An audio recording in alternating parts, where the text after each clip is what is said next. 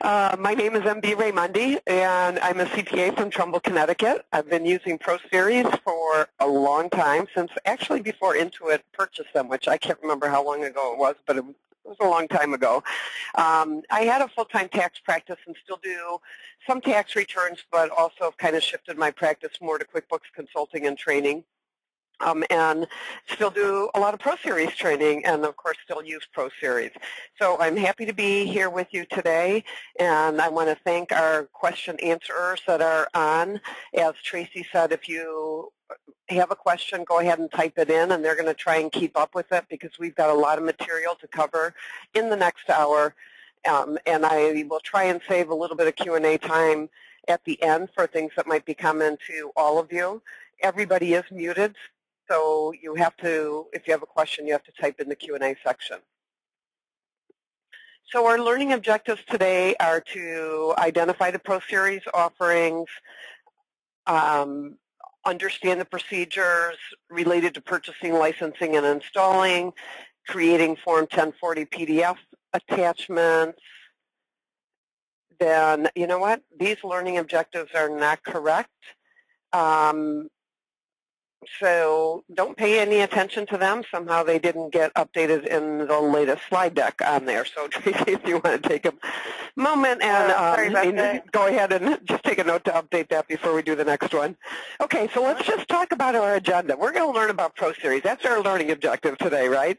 And we're going to do that by, in our introduction, we're going to just kind of talk a little bit about system requirements and signing up and downloading ProSeries. We'll go through the e-file enhancements, the new forms that can be e-filed, and other new forms that are out there. We'll spend some time on program improvements, and then towards the end, and it'll probably be pretty quick, we'll go through the basics of getting started, and there's a couple of really good resource slides, and then that's about it, and then hopefully we'll have time for some Q&A. So when we're talking about ProSeries in our introduction, again, system requirements, and then going to My ProSeries and downloading either from there, or it's much easier if you used ProSeries last year to download the executable file through your software itself. And then we'll talk about the CD and archiving, which is kind of cool. So I put these screens up here on the system requirements, and there's not a lot of changes from last year to this year.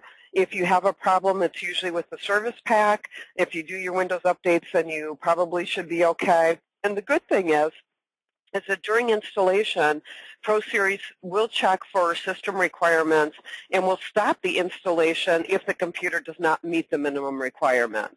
Now this screen shows the standalone system requirements, which does apply both to ProSeries Professional and ProSeries Basic. And then on our next screen, it shows the system requirements for networking, if you have purchase the network version on there. So, you know, internet connection, it has to be high speed. Browsers, there's no browsers listed here, but really Internet Explorer 7.0 or later works. It doesn't have to be the default browser. You're not really using the browser except for, you know, for program updates and help and things like that. So what you want to do is, if you have any concerns about the system requirements, go to the website, go to the ProSeries website and get those requirements. So this is just your reminder to check your systems and make sure that they meet the system requirements. A lot easier to do it before we download than worry about it and having ProSeries tell us what we need to do. Now, if you go out to the My ProSeries website and log in, you want to renew before you do the download because it's going to check your licensing when you do the download, so you have to have that license. So go out to My ProSeries or to go ahead and do the renew, and then you can download.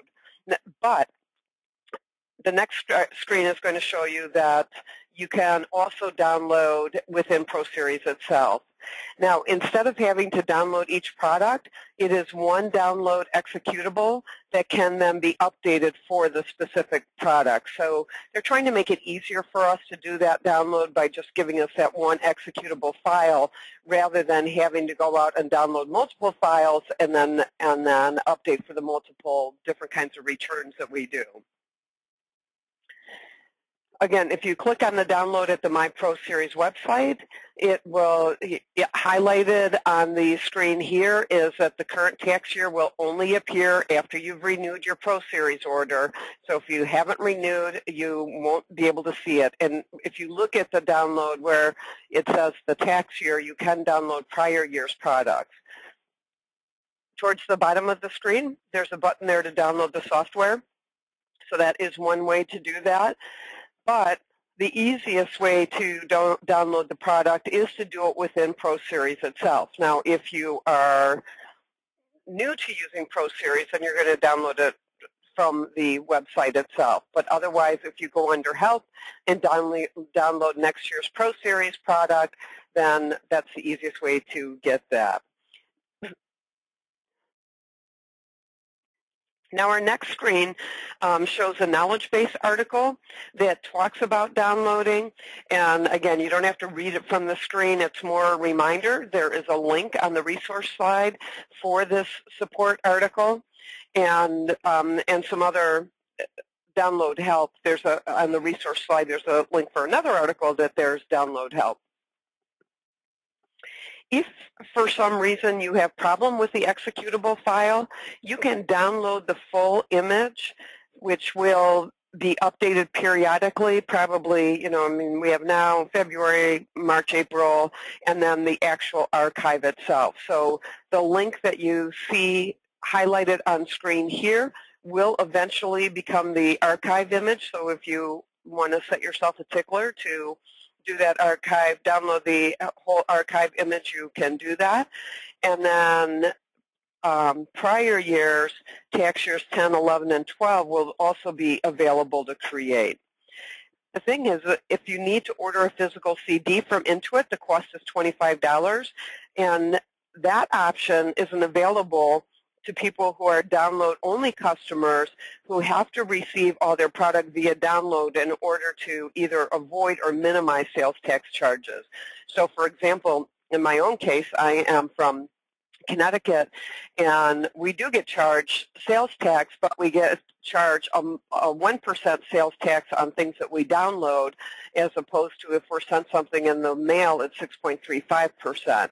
So I like the download feature there, and I love the idea that I can create my own image and burn it to my own CD or DVD, or just put it somewhere where if I need it, I've got it. I'll be able to access that. Other states don't charge sales tax on downloads at all on there. So if you are a download only like me, we can't even order and pay the $25 to get the physical CD for the archive image. So that's it for our introduction. So in our next section, we're going to talk about e-file enhancements. What we have now is the ability to year-round e-file. And the reason we have that ability is because almost all the returns now of the business returns in the 1040 are using Modernized e-file. And we'll talk more about Modernized e-file in the next couple of slides. But one of the things that Modernized e-file offers us is the ability to e-file returns year-round. Additionally, you can e-file returns for the prior 2 years or back to when that return started Modernized e-file. So let me say that again. You can e-file returns for the prior 2 years or back to when that return started Modernized e-file. So for example, Form 1040. Form 1040 went to Modernized e-file in tax year 2012, so just last year. That's the only prior year we can still continue to e-file because that was the first year that 1040s were using Modernized e-file. So when we get to tax year 14, we'll be able to e-file tax year 13, tax year 12 for the 1040s. Don't you just love it when clients come and they haven't filed their returns for the last couple years? I like, though, at least we can e-file those returns. Business returns can go back for 2 years, except for the 1041, which I don't even know if that's really considered a business return, but it's not an individual return, because this is the first year for Modernized e-file for the federal 1041. Be aware that year-round doesn't mean that there won't be downtimes. And be aware that not all state agencies will support going back for the 2 years. Each agency, whether it's federal or state, might have different maintenance periods when they're down. So currently, 1040 is closed for e-filing tax year 2012 until late January when tax year 2013 e-file goes live, and then both tax year 12 and 13 will be open on that day. Again, not all states are supporting year-round or multi-year e-filing for the 1040. Now, the good thing is the e-file atlas or EF atlas, depending on where you're accessing it from. So if you're accessing it from help in the ProSeries itself, it says ProSeries EF atlas, or if you go out to the My ProSeries site under resources, the e-file atlas will keep you up to date on all the e-filing. And the Electronic Filing Center provides messaging when you attempt to e-file agencies which are not currently open. And it will explain if the agency is in a maintenance period or if the filing for that year is closed for good. So make sure you read those messages carefully there. Another thing that you need to be aware of is that prior year electronic filing requires a current tax year license. So our tax year licenses now with ProSeries are moving to a calendar year so that we can do that year-round e-filing or year-round filing at all. So the date to be renewed will be January 1st of each year in order for these calendar year services to continue uninterrupted. So for, yeah, I guess that's really all that I need to say on that. So what other e-file improvements do we have? Another thing that we have is the ability to get faster acknowledgements, and that also is due to Modernized e-file. You get delayed status messaging so that you know when to expect a delay. All of the pending e-file statuses, which are the EF statuses, which you see in the column up here on the slide, they're in blue link and they're clickable hyperlinks that bring up the electronic filing client status history report. When the status shows delayed at Intuit or delayed at the IRS or delayed at the state, this report will show you a description of the delay coming from the Intuit Electronic Filing Center. If you're notified of a delay, don't panic. It means that Intuit has the filing or the state or IRS has the filing, the submission has been received, but there's a delay either at Intuit or at one of the agencies. They have the filing and they're working on it. If it's an Intuit delay, you're talking about 24 to 48 hours of resolution. If it's delayed at an agency, Intuit has no control over that. But Intuit is working with the agency to get that status back. So there's never anything that we as tax preparers have to do. We don't have to call Intuit on this. If we get a delayed status message, we just hang tight and then check for an updated status by clicking on the Update EF Status link in the Next Step column next to the return, and then you see if there's a new status available for that return. Other enhancements that we have are the ability for some states to add PDF attachments for e-filed state returns. So if you go to the state return and it's marked for e-file, if the state accepts it, you can go to, under your e-file drop-down menu, attach the PDF. If the dialog box doesn't come up or it's grayed out, it's not enabled. So let's just flip over to ProSeries and take a look at this and see what we're talking about. So I'm going to go into a return. And the first thing is that on my federal information worksheet, we need to make sure that this return is marked for e-filing. So I have my state return is marked for e-filing, and it is California. So if I go up to my state return and go to California, and I go to e-file on my top drop-down menu, I have the ability here to attach PDF files. Now, I've already added an attachment. That's my attachment for Schedule D. This is just an example. It might not even be that. And the thing is the states are still working this out. So when you look at the type, right now in ProSeries, it only says other, but there will be a listing here, hopefully by the time we start e-filing, of the attachments that they will allow.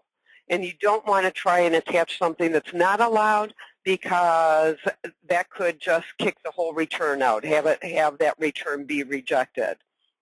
So again, with this tax year, ProSeries supports the ability to attach PDF files to electronically filed state returns, which is great, right? So that's really nice. I think about, again, I'm in Connecticut.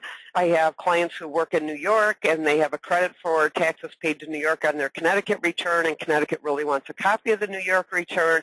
I'll be able to add, hopefully be able to add, if Connecticut's on board, that return, the New York return, to my Connecticut return. So instead of having to mail or fax a copy of the other state return, hopefully I'll be able to attach that PDF copy and file it electronically. Again, it only works for states that allow it, and ProSeries is working with these states now, trying to get things straightened out and make sure that we have the correct choices when we say attach PDF files. You can add multiple attachments, which is really great. And then the other thing that you need to be aware of is that you're attaching to the federal and the state separately. So when I go to my EF Center, what I'm looking for, if I have attachments, is to make sure in this column where the paperclip is that I have the correct attachments to the correct return, because federal and states are actually different returns. So I have my attachment to California. I don't have any attachment to federal, and maybe I don't need one, but that's something that you want to make sure that you check before you actually do the e-filing.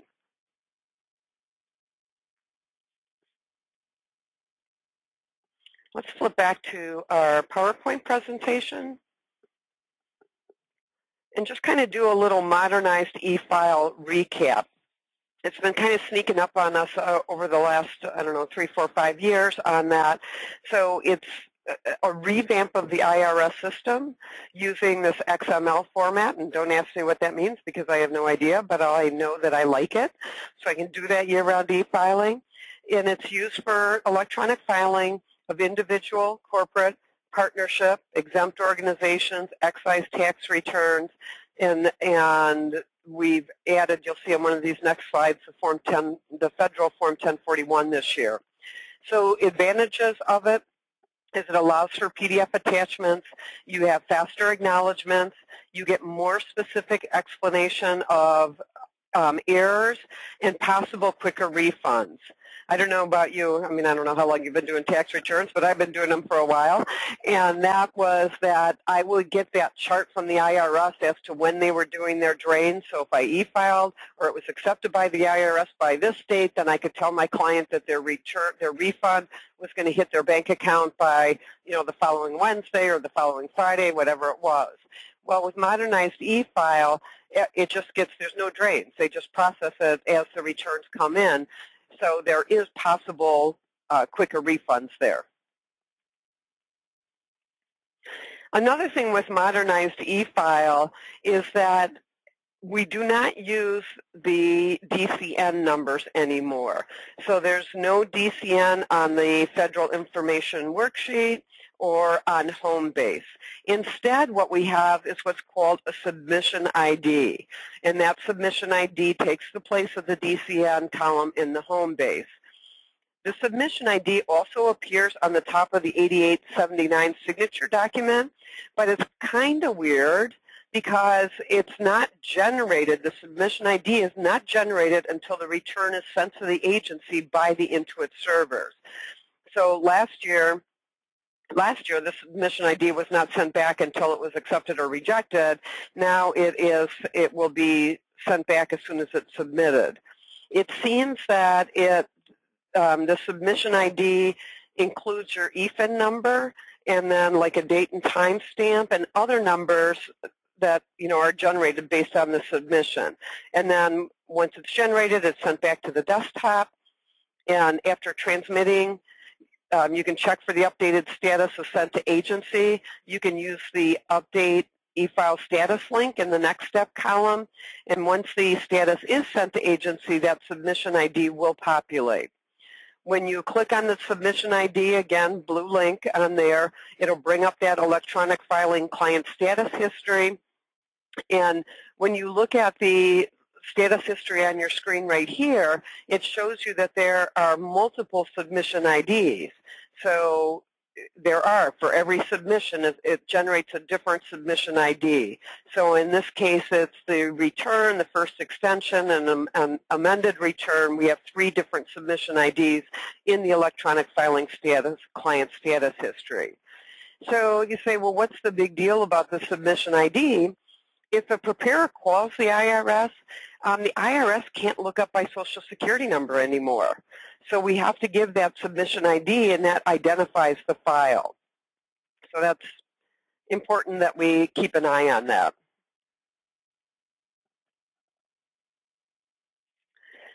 So let's talk about e-filing. What can we e-file, new forms that we can e-file, as well as other new forms that we have. The federal 1041 is now part of the Modernized e-file platform. That means that it will start being year-round, multi-year, and will support PDF attachments beginning with tax year 2013. So again, remember when you're talking about multi-year, because tax year 13 is the first year, that's the only year that we can file the 1041 for on Modernized e-file. So when we come to tax year 2014 and you have that client that comes in and they haven't filed their 2013 1041, then you will be able to next year e-file both the 2013 1041 and the 2014, and then at 2015 you'll be able to go back to 2 years that the IRS allows you to do that. And in order to support Modernized e-file for the federal 1041, many new forms and calculations are now being supported in the return itself.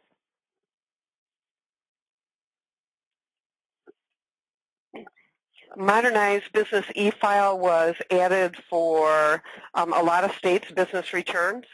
So we have Arkansas, Iowa, Kansas, Montana, Utah have the 1120, 1120S, and the 1065. We can do the business e-filings for them. And then Oklahoma, just the 1120 and the 1120S. There is expanded e-file for the Texas 1040 LLC, the New Jersey 1120 and 1120S, the Virginia 1065 and 1120S, and then the New York City unincorporated business tax, the UBT returns and estimated payments. So the UBT e-file has not been released. You want to make sure that you watch for details in your ProSeries alerts. The other thing that you don't see up here is the California LLC. So this year I believe it's still paper filed, but it will be supported for e-file next year as part of the California e-file mandate. And then And then obviously we'll be able, that California LLC will be able to be e-filed next year, tax year 2014. Some new forms that have been added. The 1041 has been added for the following states: Kentucky, Alabama, and Indiana. So if you're in one of those lucky states, you can now prepare the 1041. So this is just new forms, not new e-filings. In our next module, we're going to go through some new and improved features.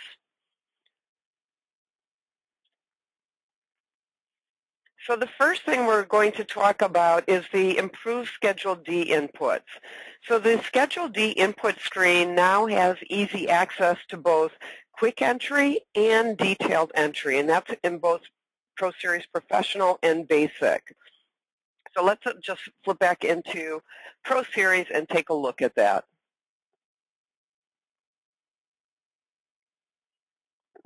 So if I go into ProSeries and I pull up the Schedule D and I scroll down, we actually have something now called the Capital Gains and Losses Condensed Entry Table. And to me, this kind of reminds me of what we had in the old days before the IRS started asking for 5 gazillion things. And then last year we had a detailed worksheet for every sale, capital gains and loss sale on there. So now we have a combination, much cleaned up than what it was back in the old days, but it is, we can enter in this more spreadsheet-like format in this worksheet, or if we want the detail, we have the capital gains and losses detailed entry worksheet that we can easily quick zoom and put in all of the detail that we need to put in there. So the good thing is that you can work back and forth between these, whatever kind of level of detail that you have for the sales that you have. So what shows up on the detailed entry worksheet will fill in appropriately, and our Schedule D will fill in appropriately. So it's kind of, before we could do quick entry and then switch back into the Schedule D worksheets, like the detailed entry worksheets. Now we don't have to switch into quick entry because this capital gains and losses condensed entry table is really our quick entry sheet, and then if we need the detail, we go to the detail. So either way or both, which is really pretty nice.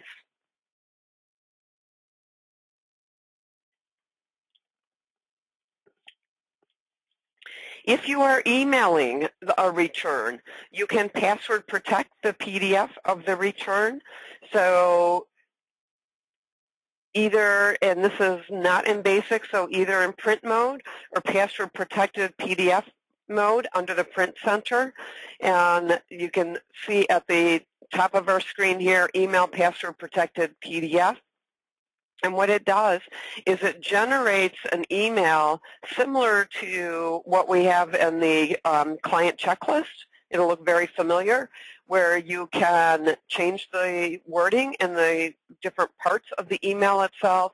And at the bottom, you can either save that for all clients or just send the email, which means it will just be for that client and that email.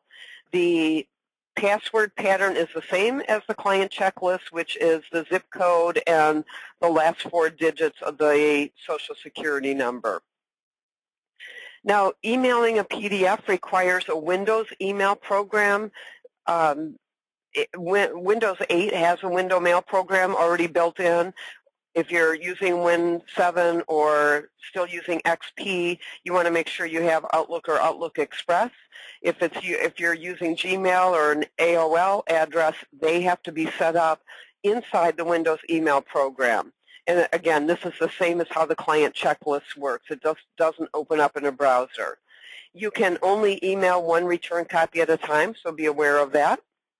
And the password-protected PDF will be saved to the hard drive in a separate folder from the regular Pro PDF folder.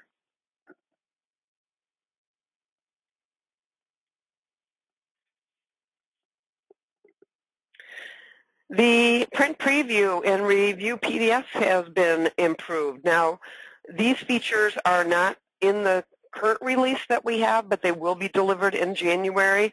So you can now open a PDF after printing to a PDF, which will open in the Windows default viewer, and then the PDF can be easily used side by side with ProSeries when reviewing returns. I'm hoping that most of you have multiple monitors in your office. I've got 3 of them, and I'm thrilled that that I have all 3 monitors, because in something like this where I'm reviewing, I may want the original documentation up on one screen. I want the PDF of what the actual tax return is going to look like on the other screen, and my third screen would have ProSeries up there.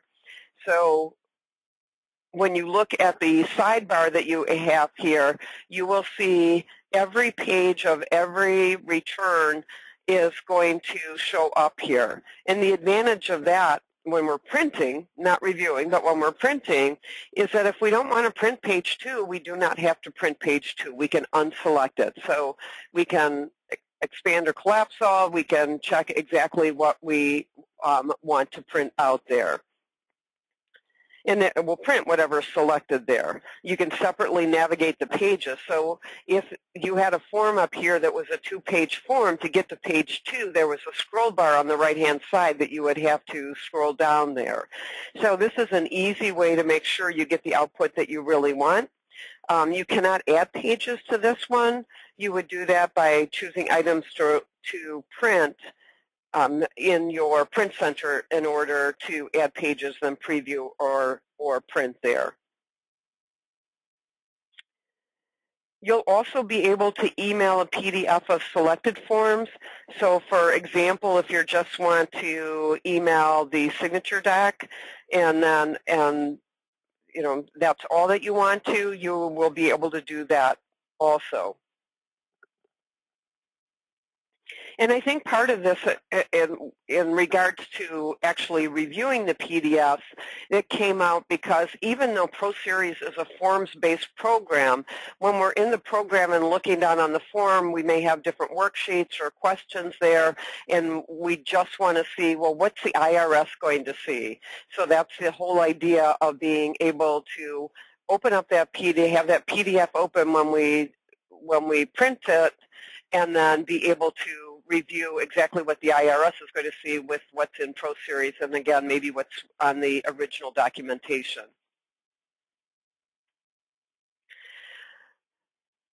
Now, our next slide talks about a different look and feel of the 1040 printed returns. New for this year's ProSeries is using the PDF forms that are provided by the IRS and states for all 1040 forms. So what that means is that it's good for us, right? Because, and it's good for Intuit because we're doing exactly what the IRS or the states want us to do. The benefits of this technology change are much faster forms approvals from agencies and release of forms, because they're, again, Intuit is using the forms that are coming directly and they're not having to redo anything. So that's a lot less development time for Intuit spent on recreating the agency forms, and that time can now be dedicated to expanding content and content improvements. And all agencies are going to soon start requiring only their agency PDF be used versus form reproductions from the software vendors. And so the good thing is that Intuit's ahead of the game on that. But there are some trade-offs. So these PDF form agencies are requiring a courier font, which is different from the data field font used in prior years' ProSeries. And it's a much thinner font. So because the forms are now much richer and darker, it looks like the data field appears lighter than in prior years. That's just a result of using the PDF forms that are supplied by the IRS and states and using the fonts that they want Intuit to use there. Now, the other thing is when you always creating a PDF before printing adds 20 to 30 seconds to the printing. If you're experiencing longer delays and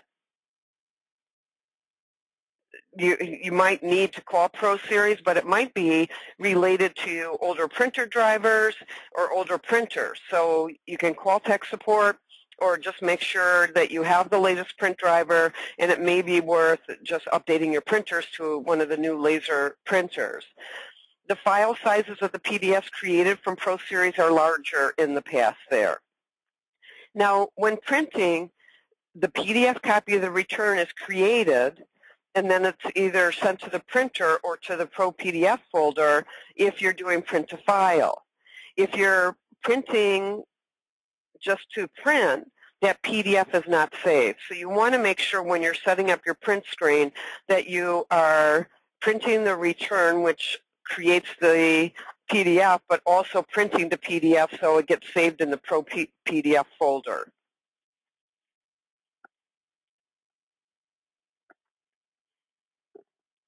Data encryption.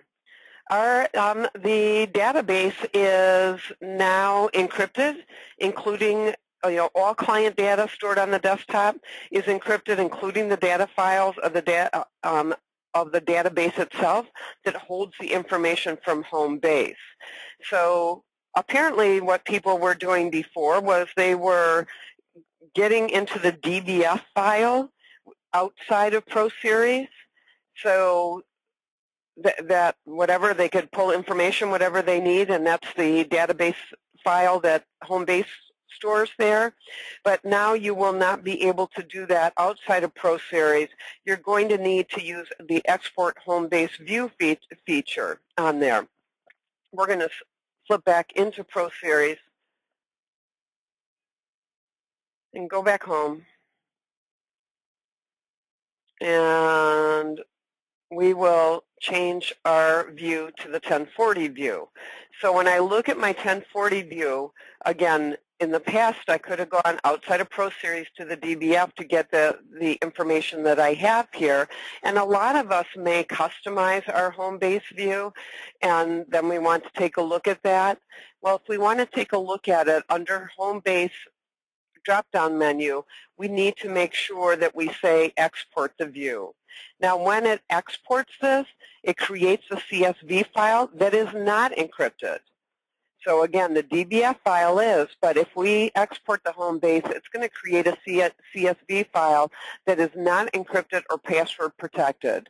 So it's recommended that you open the file in Excel and add a password if the file contains any personally identifiable taxpayer information. I'm going to just cancel out of here for right now. So that's in home base. Now remember, we have analyzer and we have query. So again, these also can be exported. So if I want to look at who has depreciable assets of cars or trucks, says no client has met that. Who has a schedule, C or EZ. Man, nobody's meeting my queries today. Oh, I can see exactly why, because I'm in the organizer for the 1040. So it would help if I were in the 1040 itself. Let's try those depreciable assets. And so what we see here is that we have 9 clients that met the criteria for depreciable assets or cars and trucks, and we have those listed. And if we want to export them to a CSV, we can do that by going up to home base and then exporting that view.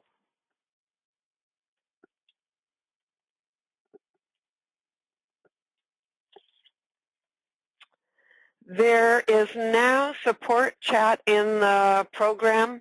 Hey, Tracy, if you're still on, you know, I had updated the other presentation with the keyword.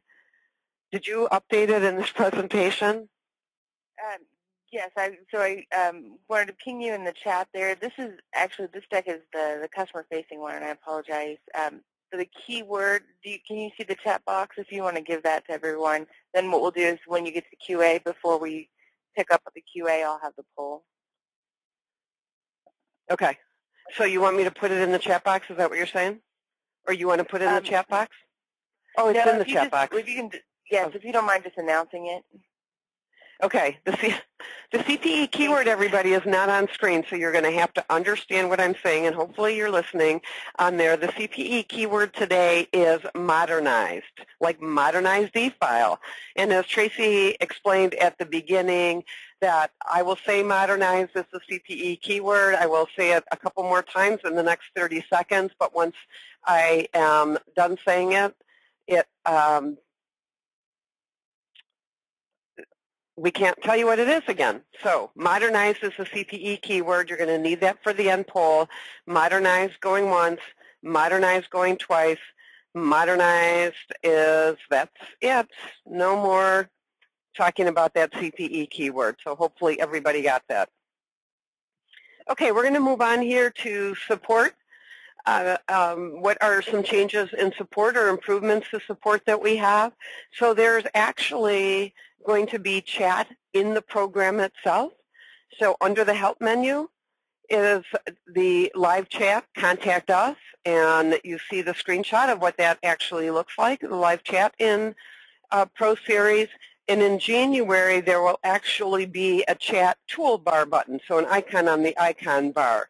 That chat toolbar button is already in ProSeries Basic, so we've got a little screenshot on there. So I like that. I don't know if you've used chat before, but I like the, I've used it, and I think it's great because it's a lot easier than calling in and possibly waiting on hold on there, so I can just ask my quick question and then get somebody to chat. So you have an online and an offline status. So online means it will pop up a window to start the chat session. Offline, the chat button will show that it's offline and chat is not available. Like that. I like that. Also talking about help, there are video links. So there is a video link in the, if you go under help and click on training videos, it brings the select the video on the right to play it. Also, there is an icon on the toolbar across the top to, it looks like a little camera there where you can get directly to the links without having to go to help and then training videos. Especially if you're new to ProSeries, it's nice to go through. If you have a question, they're all pretty short little videos. I don't know that any of them are longer than 5 minutes to be able to take a look, you know, and watch and see what's going on there. The user guides are out at ProSeries.com. They are no longer installed on the hard drive. They haven't been, they weren't for sure last year and maybe even before that. You can access them through your help drop-down menu, but it is going to bring you out to the internet, or you can go directly out to ProSeries.com and access them, you know, directly out at ProSeries.com. And there's a lot of great information there. I would suggest that you take a look at them and notice there's not just one user guide.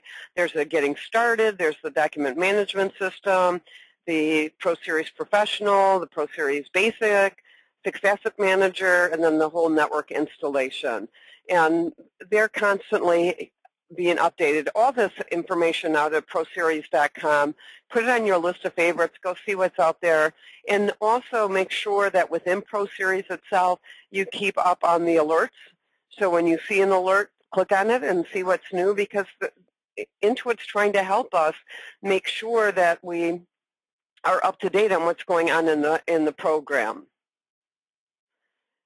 Also, there's a new page design related to training. If you go out to My ProSeries and then click on training, you have, for instance, here the proficiency checklist. You see what's new, what the upcoming events are, like our event today is listed here. So they're trying to make it easier for us to be able to get training and just, you know, simplified, clear, easier to access.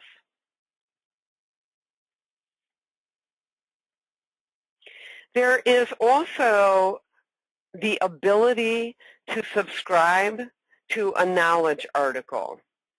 So if you have an issue that you're researching out at the ProSeries support site and you come up with an article that, maybe addresses your issue a little bit and you want to keep up on it, you can actually click on subscribe now, and anytime that article has been updated or changed, then you will get an email to let you know that.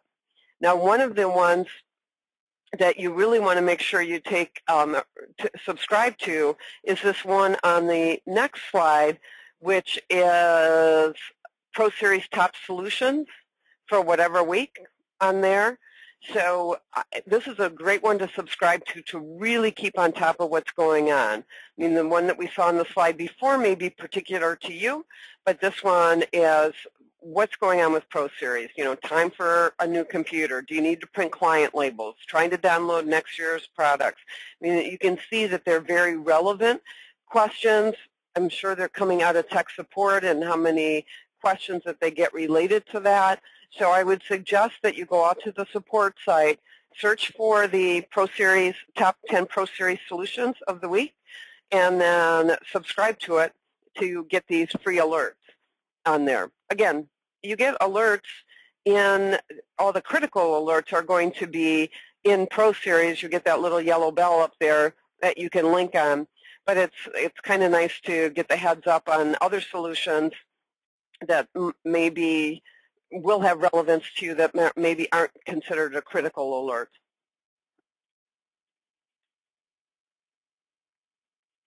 Now, if you go up to bit.ly or ly or whatever /ProSeries forum, there is now a training forum.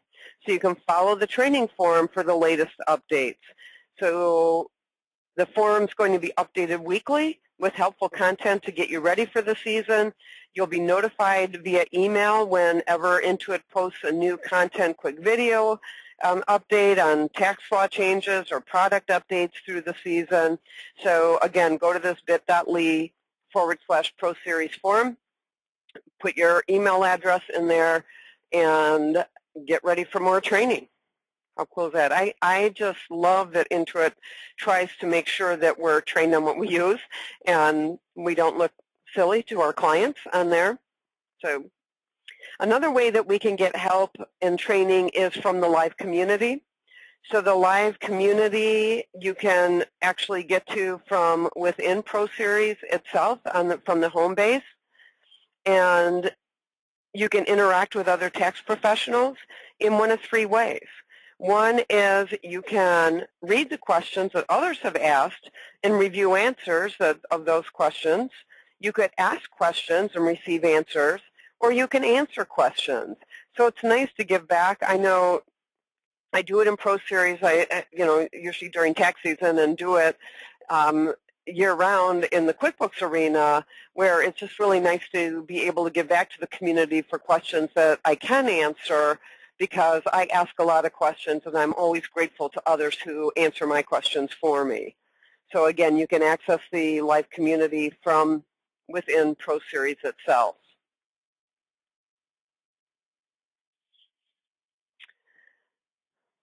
Let's talk about the basics of getting started. So it is for new users, and really a quick refresh for those of us that only do this once a year and might not remember what we need to do. So just a couple things that I want you to be aware of.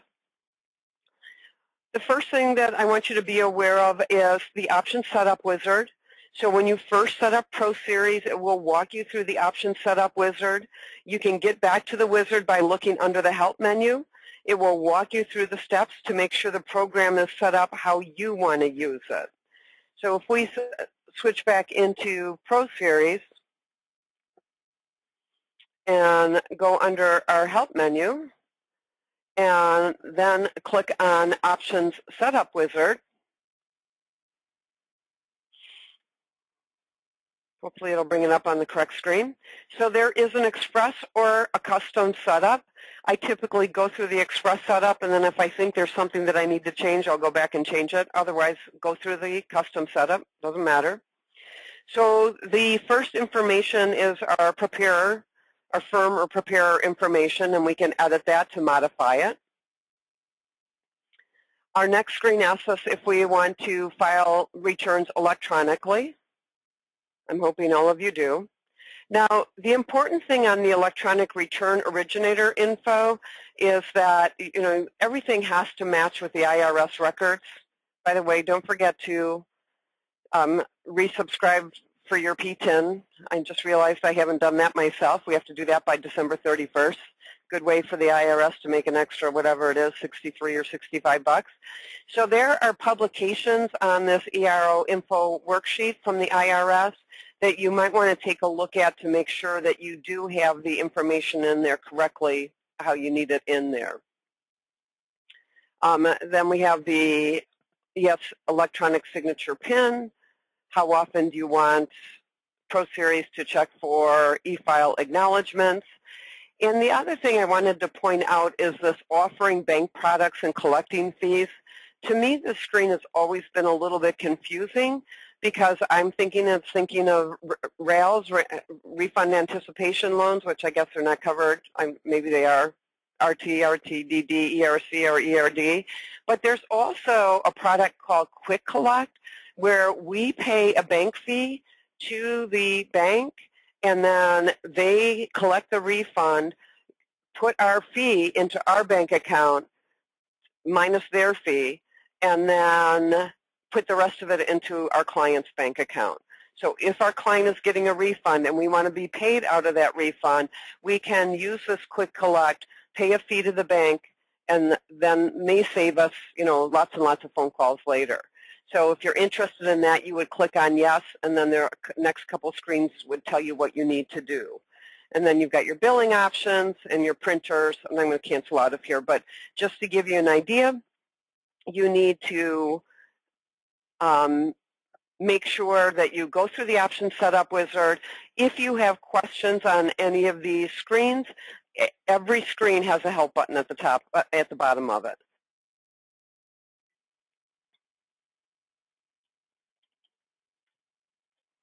So that is the option setup wizard. Our next couple of slides here just go through the same thing that we just went through. The other thing that you want to make sure that you set up when you're first setting up ProSeries is your task scheduler. So the task scheduler will go ahead and automatically update any of your program, any of your tax returns. Forms change, both state and federal, and you need to make sure you have the latest forms. So you can update manually by going to the Update drop-down menu, but rather than having to remember to look for the updates yourself, it's a lot easier just to let ProSeries check for you. So you can do that by going up to Update on your top menu bar, Automatic Updates, and then View Modify the Schedule, and set the schedule as to when you want ProSeries to go out and look for updates. So you want to make sure that scheduler is running at a time where it won't interfere with your work date. The computer has to be running for the updater to work. If your computer is turned off at the designated time, the task scheduler will notify you the next time you start the computer. And you can use this task scheduler to automatically check for e-file acknowledgements too. So if you're e-filing, you might want to do that. And then we want to make sure, and this is the last in this section, and then we've got our resources and maybe a few minutes for questions there, is how to transfer prior year clients. You have an icon on your toolbar to do that transfer, or you can go up to the File drop-down menu and go to Transfer and Transfer Clients. And there are all sorts of files that you can transfer. So again, make sure that you choose the right one. So the first step in this is to select the type of files to transfer. I know when I had my full-time tax practice, I had women working for me who would put information into the organizer part of ProSeries because they didn't really know taxes, and then I would transfer from the organizer to the 1040 in order to do review. But you've got a lot of choices there. And then the next step is you have to tell ProSeries where are your prior year clients and where do you want the current year client files to reside. So those are steps 2 and 3. And then you select the clients that you want to transfer. They'll all be listed on the right. Mine are all blurred out there. And then step number 5 is to actually begin the transfer. So not hard to do, and you can do them one at a time or you can do blocks at a time. I kind of do them as they come in. In our last couple of screens here, just look at the resource screens that we have. There's a support doc for downloading, and then the download help that I referred to earlier.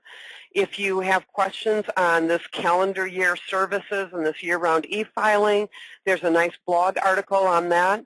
There's also a tax law change blog, so you've got all of these links. Also, under my ProSeries, there's something where the release dates are, and then you also have client e-file status. So you might want to take a look at that. And then we've got some keyboard shortcuts. You can get to the keyboard shortcuts if you don't want to look on this PowerPoint presentation. They are in the back of the user guide. And I think we are done with that. So because we are only 2 minutes away, here's some more helpful links. Oh, look at that. Top solutions for the week, so that's got added. System requirements got added, downloading, new for tax year, the e-file atlas. So those are also additional helpful links. Maybe we'll move back where we have the resources. And a whole nother page of helpful links. So this is really great. So user guides, training, article subscriptions.